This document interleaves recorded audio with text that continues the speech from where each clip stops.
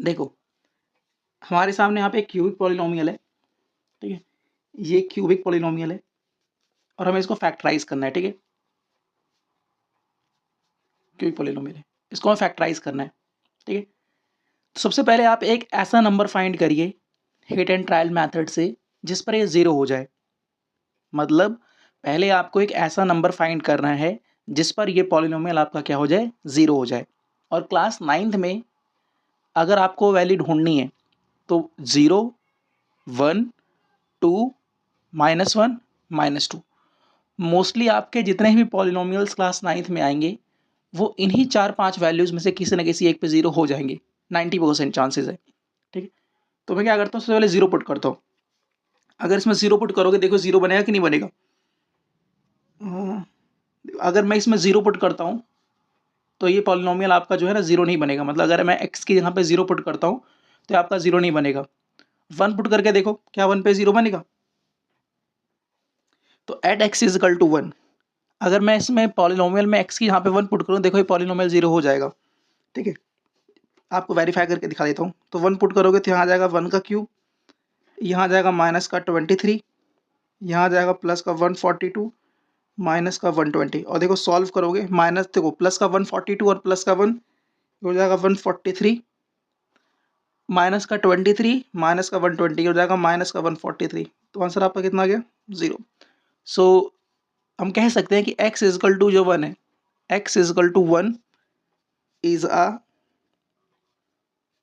Zero of the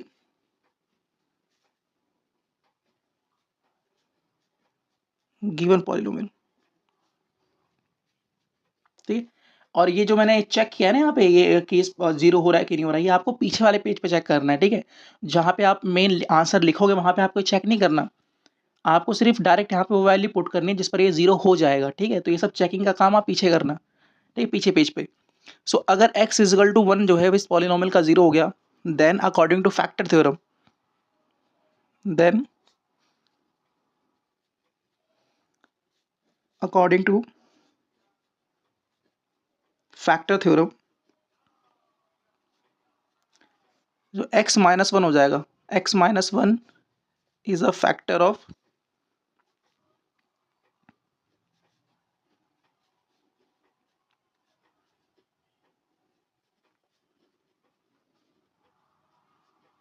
ठीक है।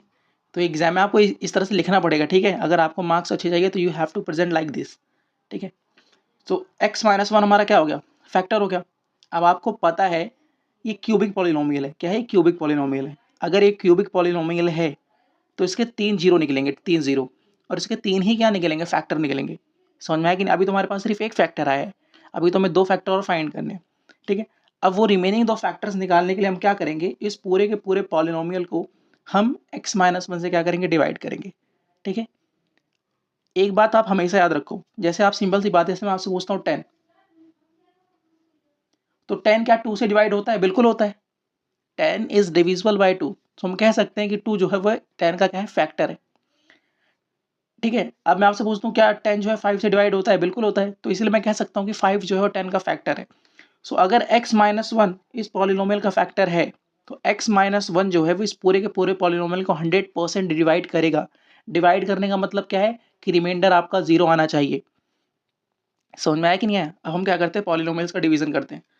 सो हमें क्या करना है, x -1 से डिवाइड करना है पॉलिनोमियल x³ -23x का स्क्वायर प्लस का 142x माइनस का 120। अब देखो, अब बताओ यहाँ पे हम ऐसा क्या रखें कि उसको x से मल्टीप्लाई करने पे x³ आ जाए। x का स्क्वायर, x स्क्वायर को x से मल्टीप्लाई करो x³ आएगा, x स्क्वायर को -1 से करोगे तो माइनस का x स्क्वायर आएगा, ठीक है। यहाँ तो कोई दिक्कत नहीं। ये पॉजिटिव का है, नेगेटिव का, ये नेगेटिव का है, पॉजिटिव का कैंसिल आउट। माइनस का 23 और प्लस का 1, तो माइनस का 22x का स्क्वायर, ये कितना आ जाएगा, प्लस का 142x माइनस का 120। अब यहाँ पे हम ऐसा क्या रखें कि उसको x से मल्टीप्लाई करने पे माइनस का 22x स्क्वायर आ जाए। तो माइनस का 22x, -22x को x से मल्टीप्लाई करोगे तो माइनस का 22x का स्क्वायर आ जाएगा, और -22x को -1 से मल्टीप्लाई करोगे तो प्लस का 22 2x। इसमें नेगेटिव पॉजिटिव का बड़ा ध्यान रखना पड़ता है, एक छोटी सी गलती पूरा आंसर गलत।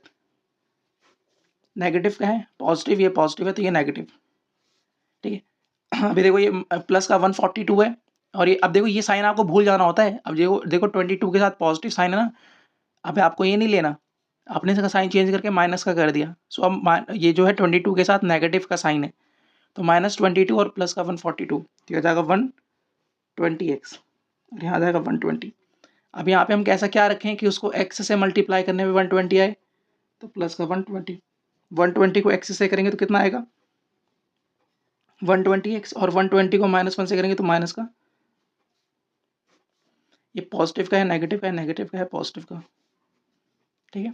रिमाइंडर हमारा कितना आ गया 0, और रिमाइंडर आपका 0 ही आना चाहिए, क्योंकि x-1 जो था वो इस पूरे के पूरे पॉलिनोमियल का फैक्टर था, और अगर x-1 फैक्टर है तो इस पूरे पॉलिनोमियल को 100% डिवाइड करेगा। 100% डिवाइड करने का मतलब क्या है कि रिमाइंडर आपका 0 ही आना चाहिए, ठीक है। तो अब देखो, तो मैंने आपसे क्या कहा था कि ये क्यूबिक पॉलिनोमियल था हमारे पास, मैंने स्टार्टिंग में कहा था ना कि ये हमारे पास एक क्यूबिक पॉलिनोमियल है, तो इसके 3 जीरोस निकलेंगे, 3 जीरोस का मतलब 3 ही फैक्टर बनेंगे, तो एक फैक्टर तो मेरे पास आ गया था। अब जो रिमेनिंग दोनों फैक्टर ना हमारे यहाँ से मिलेंगे, remaining factors we will get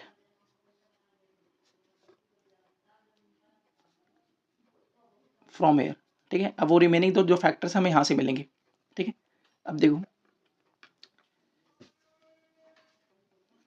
तो हमारे पास क्या है, ये क्वाड्रेटिक पॉलिनोमियल है, x² -22x प्लस का 120, ठीक है। अब इसको सॉरी, हाँ 0 आ गया, ठीक है। अब हमें क्या करना है, इसको फैक्टराइज करना है। अब ये क्या है, ये क्वाड्रेटिक पॉलिनोमियल, क्वाड्रेटिक हमारे पास क्वाड्रेटिक पॉलिनोमियल, ठीक है।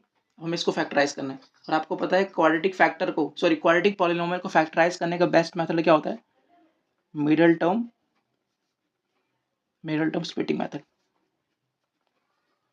ठीक है।